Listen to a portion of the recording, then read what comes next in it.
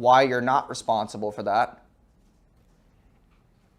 Because the last thing you want is you don't have your contract that says, listen, if your account gets banned, it's not on us. It's just not, because if your payment fails a couple times and Facebook bans you, it's not on me. It's not my fault that your cards are just useless. Hey, my name is Jason Wojo. Welcome to my channel. I run a multiple seven-figure agency, so make sure you subscribe, and I hope you guys enjoy the video.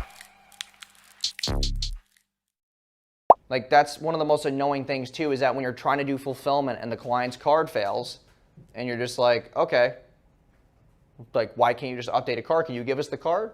No, I'll just go put it in later.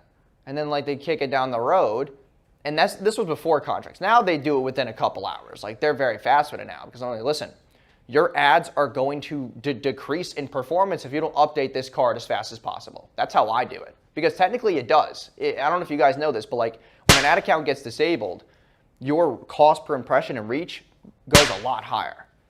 And you have to basically now restart from zero to get your ads back to the right attribution. Like, that's a real thing. Also, if it gets disabled more than twice, your account quality is now dropping, and you're kind of like, because Facebook ranks your ads in 3 tiers. So tier 1 is kind of just like, okay, you run ads on Facebook, you've been compliant, but they're not really getting that much engagement, and you've had, you know, some disables. Second one is, okay, your ads are running, you're getting some type of results, you know, some of your ads that's are Learning Limited, but you're, you know, accumulating leads, you're spending X amount of money. And then tier 3 is when your ads are getting a ton of engagement, you're ranking high on the feed. Like, they actually have this ranking system. And it's like, when you're getting disabled, your ad performance declines because they're dropping you on the feed. Maybe people have to scroll more to find your ad, or have to go through more Instagram stories to find your ad.